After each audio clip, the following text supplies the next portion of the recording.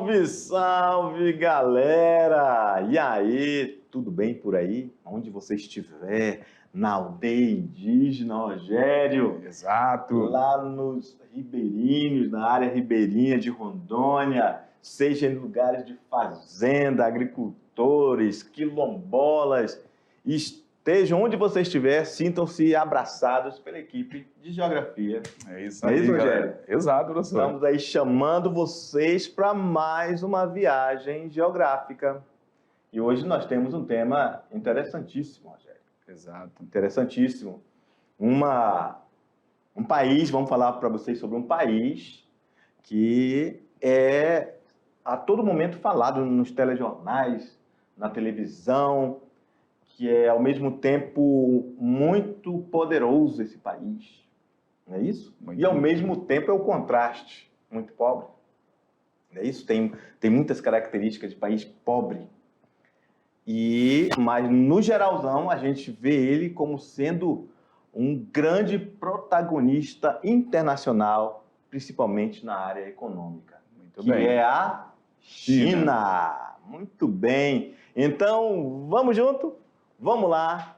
Aula 34.1, Rogério. O que a gente vai ver nessa aula, Rogério? Fala aí para a garotada. Vamos lá, galera. Vamos falar um pouquinho sobre a história da China, a China comunista. Vamos também verificar as principais transformações econômicas com a chegada de novos governos, novas lideranças dentro da China. O crescimento econômico, que é, como o professor Jorge falou há pouco, top de linha, mas também existe dentro da China as desigualdades regionais.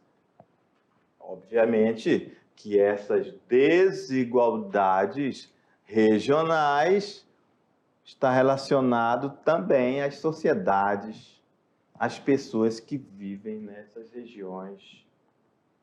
A habilidade que nós queremos que os nossos queridos alunos alcancem é analisar diferentes processos de produção ou circulação de riqueza e suas implicações socioespaciais. Bem, tá aí, dados gerais da China. O nome da China, galera, não é só China não, tá? China a gente fala assim vulgarmente, digamos assim. Exato. Mas o nome dela oficial é República Popular da China. E o tipo de governo lá, Rogério, qual é? República Comunista. Exatamente, eles são comunistas. A capital é Pequim. Olha só, que interessante. Talvez os nossos queridos alunos não saibam qual é a língua falada na China, mas é o mandarim, ok? Muito bem. Podemos dizer, então, Rogério, que o mandarim é uma das línguas mais faladas no mundo. Não é isso? Lá tem 1,3 bilhão de pessoas. Sim, claro.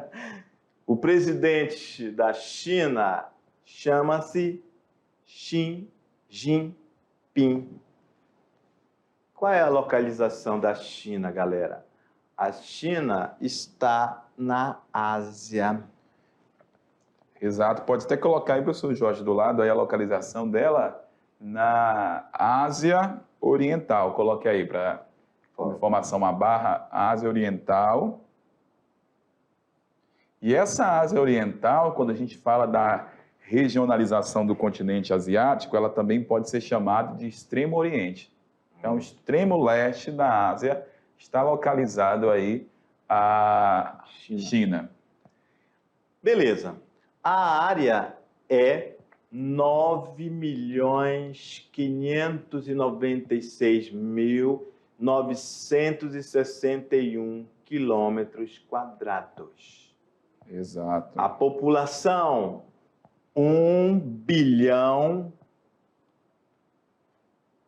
Viu aí, Rogério? Muita gente, né? 1.456.480 habitantes. Pode até colocar aí do lado maior população absoluta da Terra.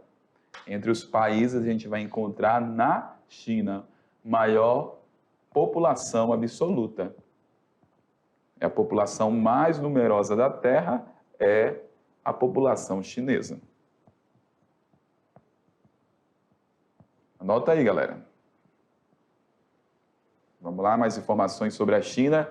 Densidade demográfica. 146,29 habitantes em cada quilômetro quadrado. E a China é o quarto maior país em extensão territorial. Exatamente. Grande pra caramba. E aí nós temos outras informações sobre a China, a questão do IDH.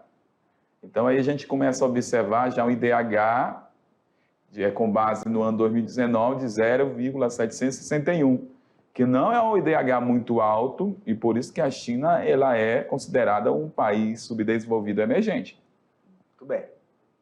Temos o PIB, que é na casa de 12 trilhões de dólares. É muito forte a economia deles. E aí, de repente, o aluno pode analisar aqui, né? Tipo, o PIB está relacionado ao crescimento econômico de um país, né? Exatamente. E a gente tem o IDH, e o IDH está relacionado a essa questão do desenvolvimento social, socioeconômico de determinado local. Então, o PIB é crescimento econômico, só vê a questão econômica do país.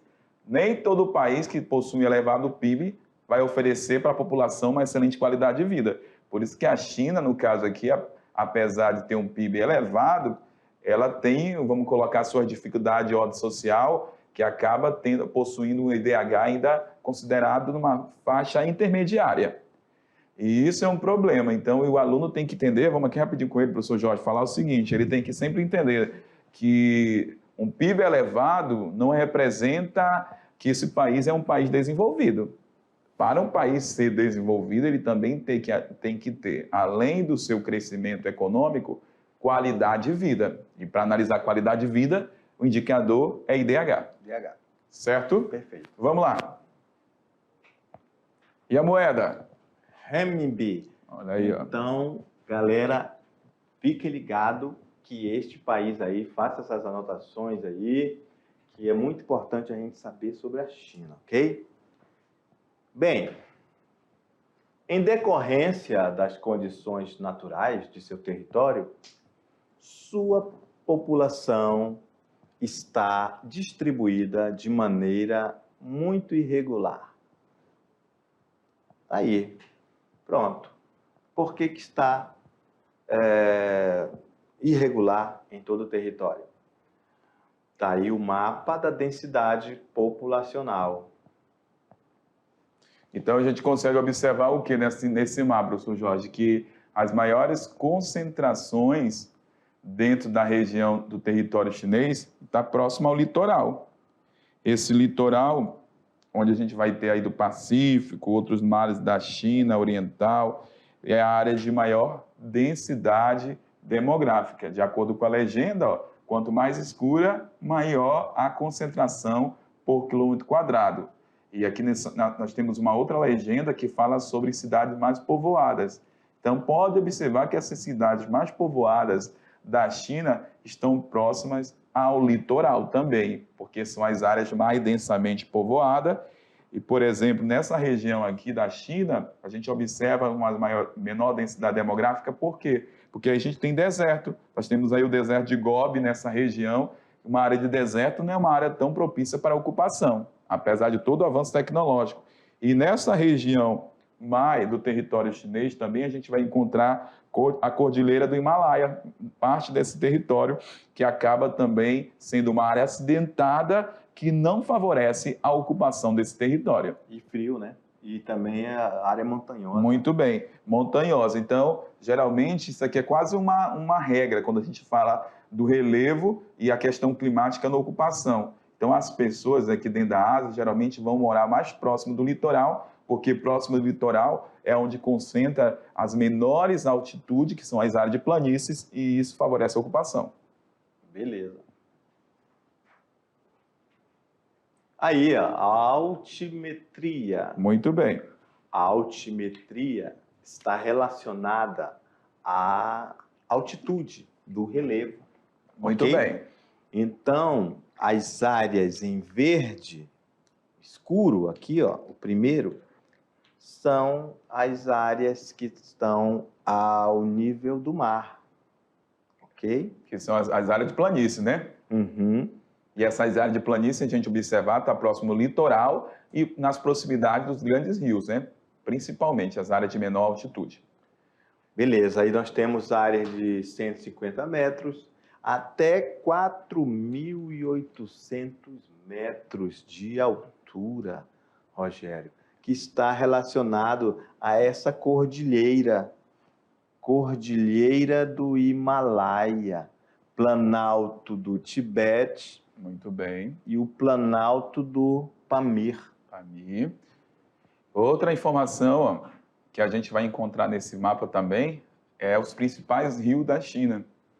Rios. A gente tem aqui, ó, o Rio Amarelo, que é chamado de Huanghe.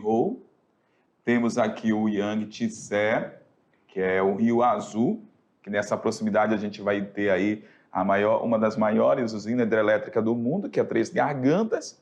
E nós temos aqui na região mais ao sul da China, sudeste, a gente vai encontrar o Xinjiang, que também é chamado de Rio das Pérolas. Beleza. Então, Rogério, nós circulamos aqui, ó, Planalto de Pamir, né? Certo? Cordilheira do Himalaia aqui, toda essa região aqui, nós grifamos de azul, e o Planalto do Tibete aqui. Exato. Isso são relevos que estão entre 3.000 e 4.000 metros de altitude, onde nós vamos encontrar, inclusive lá na Cordilheira do Himalaia, o Pico Everest. Muito bem. Esse monte que é um dos mais altos, né, do mundo. Né? 8.848 metros. Exato. Então, galera, o mapa anterior está relacionado também com esse mapa da altimetria, que vai evidenciar o porquê desse vazio demográfico. É isso, Rogério? Exato. Agora está explicado o porquê desse vazio. Está relacionado ao relevo e nessa área aqui, o deserto. Muito bem. China, há mais de meio século sob o comando do Partido Comunista Chinês. O país mantém um governo de partido único, centralizado e autoritário. Rogério, um país que tem partido único não é muito importante evidenciar num país que é assim. A gente pode subentender que lá não tem tanta democracia assim, né? Exato. Poxa, se é um partido único, cadê a diversidade de ideias? Muito bem. Não é isso? E outra, pelo que o próprio termo que eu grifei ali já está dizendo o quê? Que é um governo autoritário. Muito bem. Governo autoritário, partido único, pensamento único. Quem é que vai contra um governo desse? Não. Tu acha que os políticos vão contra o governo? Então, é um partido único. Eles falam a mesma língua, às vezes vem uma ideia do presidente e todos têm que acatar. Isso mesmo. Isso. Então, um governo autoritário, diferente do nosso país, que é uma democracia, que os políticos brigam, que o político um fala A, outro fala B, um fala vermelho, outro fala azul, o outro fala roxo. Então, aí vai se discutindo, chega a ser um denominador comum. Isso é democracia. E se escolhe o que é melhor. Isso mesmo. Lá não. Lá é tudo vermelho. Vermelho para todo mundo aqui. Todo mundo concorda que é vermelho? Vermelho, beleza. Então pronto, é assim. Então não é interessante para uma sociedade um governo autoritário e que tem partido único. É isso. A diversidade de ideias fica assim, bem calada, digamos assim, né? Exato. Vamos lá no quadro, meu diretor?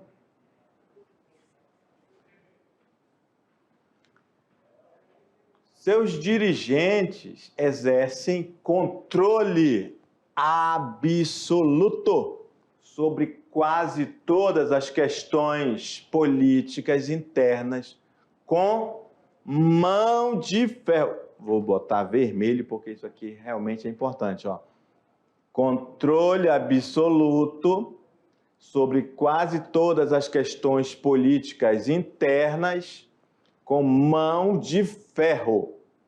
Ou seja, tem que ser assim, pronto e acabou. Muito bem. Só obedeça. Exato. E pronto. E tem que falar sim, senhor. E geralmente não vai falar não, senhor. É geralmente sim, senhor. Senão tá enrolado. Olha só, Rogério, outra coisa interessante que acontece lá na China, censura. Censura aos meios de comunicação. Chega aí, vamos chegar agora a falar aqui um pouco sobre censura aos meios de comunicação. Rogério, há muito tempo atrás... Conte aí essa história antiga. Quando o professor Jorge era menino... Pare de rir, Aldelinda, eu vi você sorrindo de mim. Eu ouvi. Tu ouviu, Rogério? Ouvi mesmo. Década de 80, Rogério, início 80, 81. A televisão brasileira, a gente não era democracia ainda, tinha deixado de ser democracia, né? E antes dos filmes, aparecia assim, ó, programa liberado para todas as áreas. Então era o governo que liberava ou não o que se passava na TV. Entendeu? E na China é assim, há muito tempo. Hoje nós somos uma democracia, não é isso? Exato. Tem lá, tá, já, ó, livre, 14 anos, 16 anos, mas não existe a censura como é hoje. Existe o quê? O horário de passar as coisas. Muito bem. Ok? Beleza, vamos lá no quadro. Pois é, e a Japa rindo de mim porque eu sou um menino novinho. Novinho, né? Olha só, então lá tem censura aos meios de comunicação. A televisão lá não fala qualquer coisa do governo. A televisão lá não critica o governo, Rogério. O rádio lá só fala bem do presidente. E a televisão também só mostra coisa que o governo permite. Fora isso, existe, se não tiver dentro do que eles querem, eles serão censurados. Ok? E outra coisa, Rogério. Rogério, lá tem impedimento, lá existe impedimento de formação de sindicato, Rogério. Rogério, tu tem um sindicato? Sim. Tem. Tu não tem um sindicato que é do professor? O sindicato, ele luta pelo trabalhador. Tem o do professor, tem o do médico, tem do enfermeiro. Aqui nós estamos acostumados a ter sindicato para lutar pelos direitos dos trabalhadores. Lá na China não pode ter. Lá não pode ter sindicato. Inclusive, já de antemão a isso, a gente pode começar a entender um pouco o porquê de produtos chineses ser mais barato. É as custas do trabalho do povo lá. Eles talvez não tenham uma carga horária igual à nossa de trabalho. Pode ser bem maior. E ninguém pode reclamar nada. Não tem sindicato, Rogério. Muito bem. É isso? Isso mesmo. Então, isso são características de governos ditatoriais.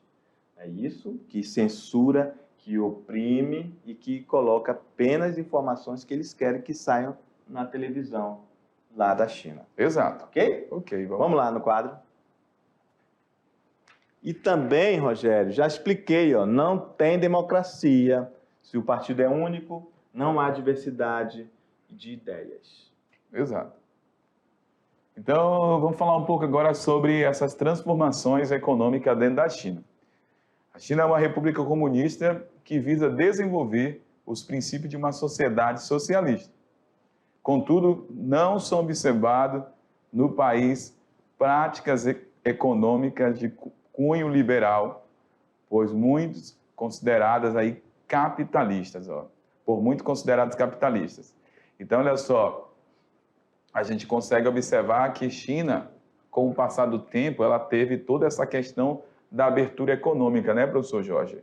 Que antes ela era muito fechada, mas principalmente a partir da entrada de um governo que a gente vai ver agora no próximo slide, que é chamado aí de Deng Xiaoping. Ele promoveu várias mudanças, entendeu, dentro da China. Quando a gente vai observar a partir da morte de Deng, entra aí um novo governo aí com transformações dentro da China. Então, a estagnação econômica chinesa foi superada somente com as reformas estruturais implantadas aí, recentes, se a gente for analisar, em 1978, quando o líder supremo Deng Xiaoping assumiu o comando, porque até então quem governava era Mao Tse-tung. Então, Deng Xiaoping, ele implantou várias reformas dentro da China que contribuíram aí para o desenvolvimento aí e as relações econômicas da China com outras partes do mundo. Então, hoje, daqui a pouco a gente vai entender que a China, apesar de ser socialista, ela tem uma economia diferenciada, uma economia que tem relação com o mundo capitalista. Então, a China, a gente consegue ter uma característica de uma economia de socialismo de mercado. Peraí, Rogério, peraí, tu falou um negócio aí que... Deixa eu ver se eu entendi bem o que você falou. Tu tá falando que eles são comunistas. Tu falou que eles são socialistas. E aí tu falou que a economia deles é diferenciada. Sim, economia diferenciada. Diferente. Então, eu posso chegar à conclusão de que dentro da China nós temos dois sistemas? A política, sim, socialista, a política ainda continua, né, ligada ao socialismo, ao comunismo. Mão de ferro. Exato, mas a economia já é uma economia onde tem traços do capitalismo, que é uma economia de mercado. Economia de mercado, inclusive eles são um grande dragão a nível internacional, por isso que eles são potência. Muito bem. Obviamente também estamos falando de uma sociedade que tem um alto grau de disciplina. Exato. São muito disciplinados. Um dos motivos que acaba sendo cultural para essa ascensão econômica da China. Muito bem. Vamos lá? Então, olha só. Quais que foram as reformas implantadas por Deng Xiaoping? Essas reformas ficaram conhecidas como as 4 modernizações. Ele priorizou o desenvolvimento da agricultura dentro do território chinês, da indústria, defesa, ciência e tecnologia. Então, nessas 4 áreas prioritárias, ele trabalhou aí para promover o desenvolvimento dentro do território chinês a partir da sua liderança que aconteceu no ano de 1978 em diante. Então, as medidas econômicas de Deng Xiaoping ficou conhecida como política de portas abertas. Então, a partir desse momento, a China, que então era totalmente isolada, ela iniciou um processo da abertura do mercado chinês ao capital internacional. Então, e também rápida modernização da economia. Então, houve uma mudança dessas relações dentro do território chinês. Então, agora a gente tem, a partir de Xiaoping, essa política de portas abertas, que a China começa a ter relações com outros países do mundo, professor Jorge, e garantiu essa modernização da sua economia. Interessante que ele, na visão dele, né, de Xiaoping, ele disse que essa abertura econômica só seria possível com uma única força centralizada, o Partido Comunista. E assim o é. Então, a China continua na política aí com uma política socialista, como eu falei há pouco para vocês, mas com características econômicas capitalistas, por isso que é chamada a economia chinesa socialismo de mercado. Interessante, né, Rogério? Exato. E deu certo. Deu certo, muita coisa com certeza. Deu certo. Eles são uma potência que são hoje. Tem relações com várias partes do mundo, inclusive com o Brasil. Com o Brasil, exatamente. O Brasil aí, ó, diante da pandemia foi afetado porque a China deixou de comprar vários minérios aqui do Brasil, como o ferro.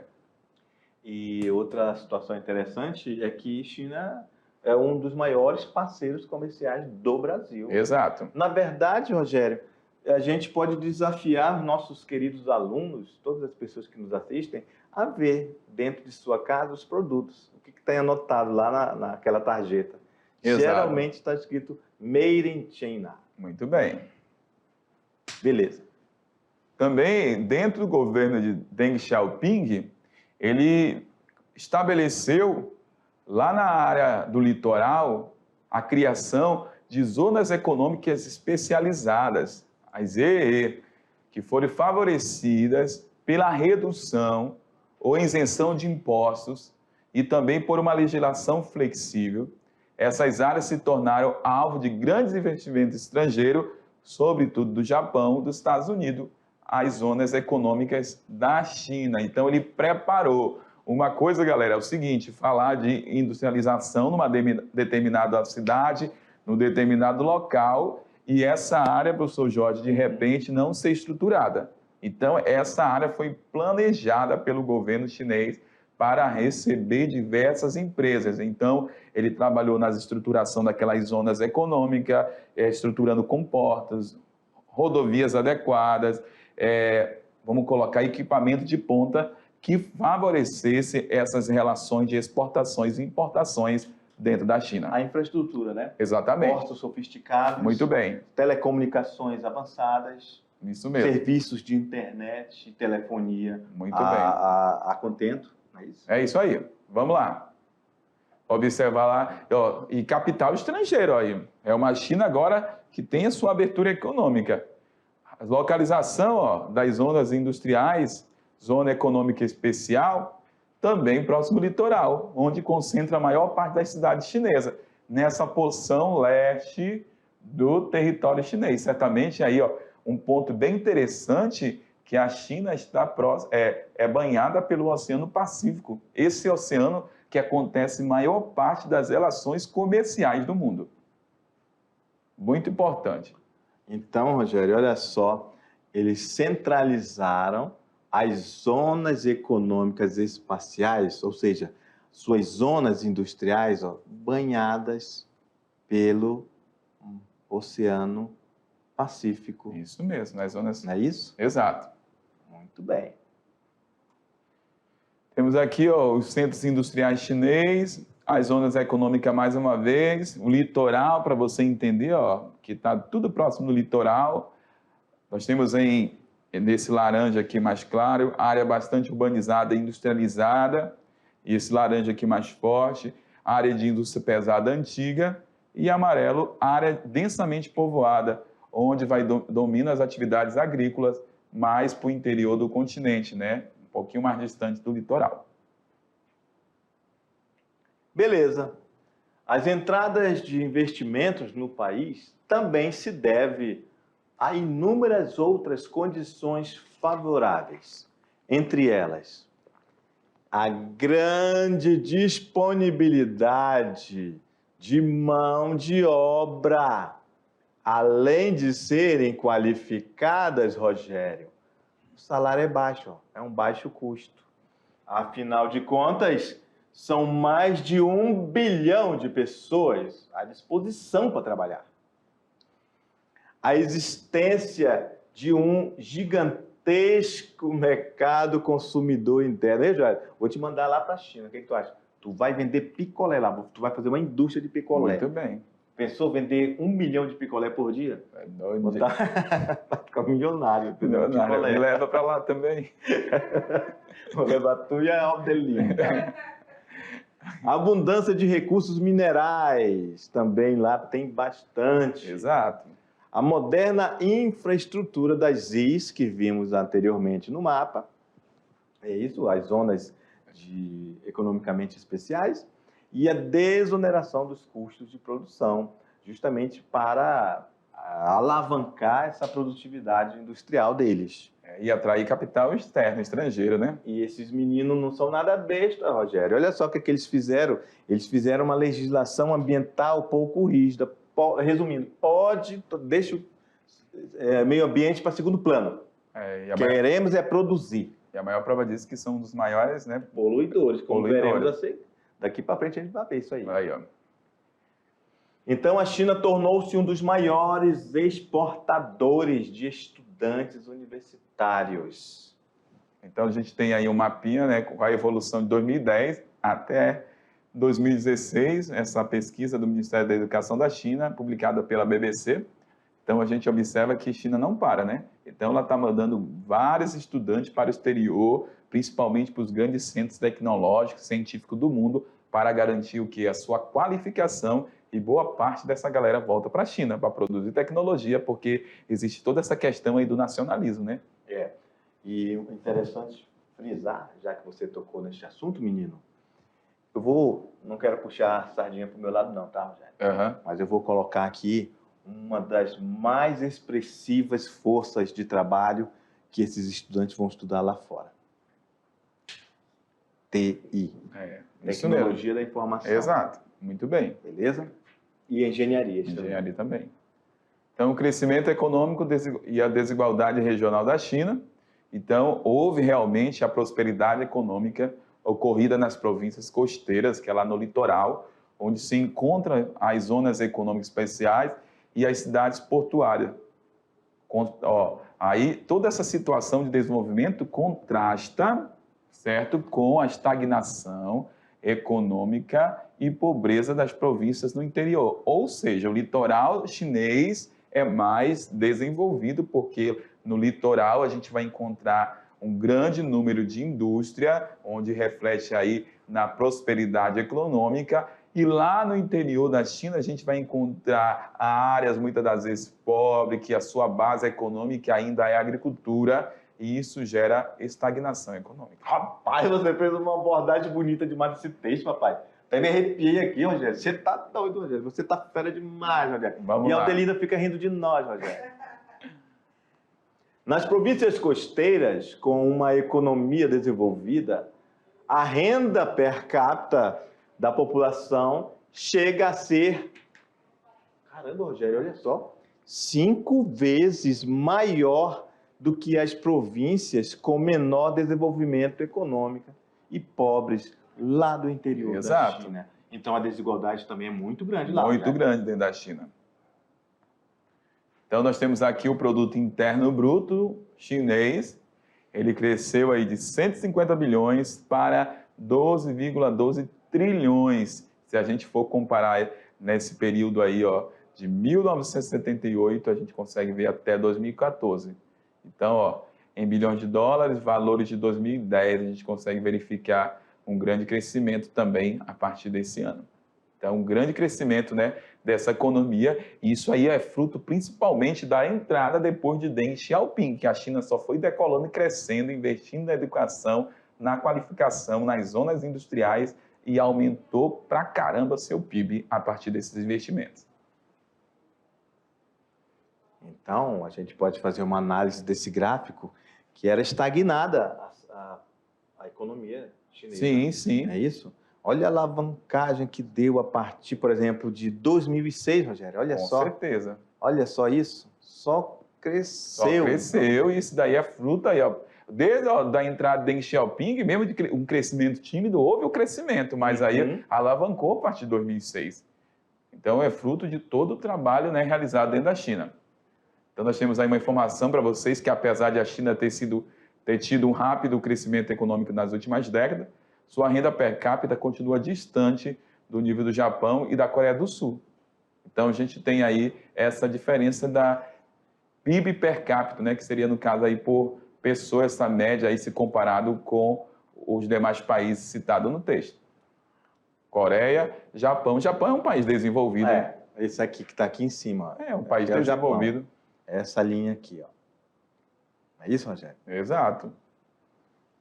Aí a gente consegue ver... Aí a Coreia também tem um alto desenvolvimento, não é isso? Muito bem. Está aqui em segundo, perto do Japão. Vou mudar aqui a cor. Aí, o Brasil, que está em preto, 14, ficou em preto aqui. Então, nós temos uma renda per capita menor que a do China. Do chinês, desculpa. Isso mesmo. Observação. Apesar do crescimento econômico aproximadamente 13%, cerca de 176 milhões de pessoas vivem abaixo da linha da pobreza na China, com menos de $1, 1,25 dólares por dia. sofrendo com carência de alimentos e falta de infraestrutura, como o básico, que é a moradia, e de serviços básicos, como energia elétrica e água para consumo humano, a água potável. A China é a segunda maior economia do planeta Terra. O IDH é de 0,761, o que evidencia o contraste entre crescimento econômico e desenvolvimento. Então, nesta aula, Rogério, o que a gente está fazendo com o nosso querido aluno? A gente está fazendo o aluno entender que, quando se fala em China, o aluno não pode mais pensar que é só potência econômica, que é só desenvolvimento. Não. Lá tem muitos miseráveis, Isso mesmo. Muita gente abaixo da linha da pobreza. Exato. Ok? Ok. Vamos lá no quadro. Aí a imagem que reflete um lugar, uma espécie de periferia, como no Brasil temos. Índice de Desenvolvimento Humano, IDH de Venezuela, Brasil, China e Vietnã. Então, ó, IDH desses países entre 1990 e 2019. Rogério, o que você acha aí, Rogério? Então, quer dizer que o IDH da Venezuela, que é o nosso vizinho aqui, ele anda caindo. Não é isso? Sim. O Brasil, embora nós tenhamos um IDH ainda mediano, nós conseguimos fazer com que ele permanecesse, ok?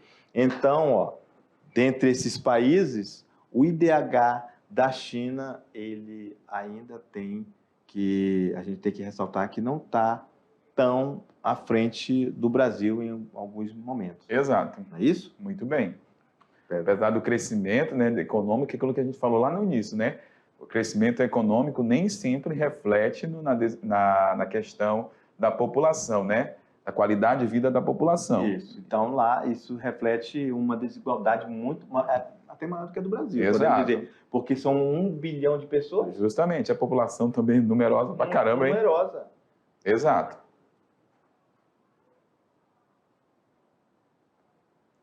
Cerca de 88% da matriz energética da China depende da queima do carvão e do petróleo em usinas termoelétricas.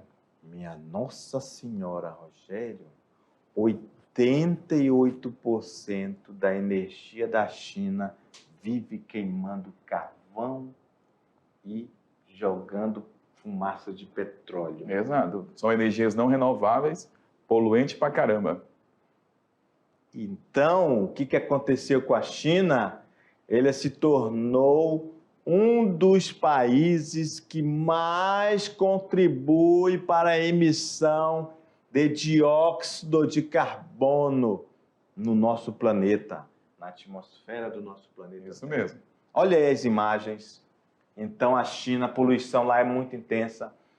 Para bancar essa industrialização, tem muita poluição. Exato. Vamos lá? E aí acaba contribuindo aí para, né? Aí nós temos aí as emissões de CO2, que é o dióxido de carbono na China, de 1960 até 2014, só foi aumentando aí quando a gente fala em toneladas métricas. Está bem claro aí no gráfico. Exatamente. Então, que acompanha esse aumento do PIB e aumento dessa produção industrial chinesa. Muito bem. E nós temos aqui a poluição na cidade de Xangai, ó. Fica aparecendo aqui Rondônia quando está no tempo das queimadas aqui, né? Uhum. Desse período agora até em outubro, mais ou menos. Vamos lá. O consumo de eletricidade chinês supera a média global. Olha aí que a gente tem a China e o mundo. Então, a China, ela consome mais energia, né, do que a média global por conta dessa grande concentração de indústria dentro do território chinês. E carros, ó, e bicicletas em Pequim. O número de carros vem aumentando enquanto o de bicicleta está em queda na China. E a China era conhecida, né, por possuir muitas bicicletas, mas com o passar dos anos, ó, se a gente comparar de 1978, ó, 77 mil carros.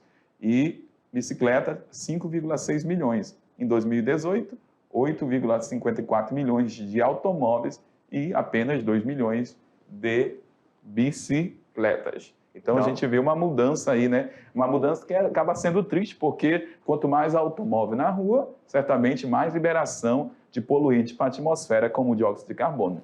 Beleza. Certo? Certo. E aí, demos um grau bacana aí, um raio-x de como funciona a China para o nosso querido aluno, né? Muito bem. É isso aí. Então, agora a gente vai, daqui a pouquinho a gente volta aí com a nossa revisão. Valeu!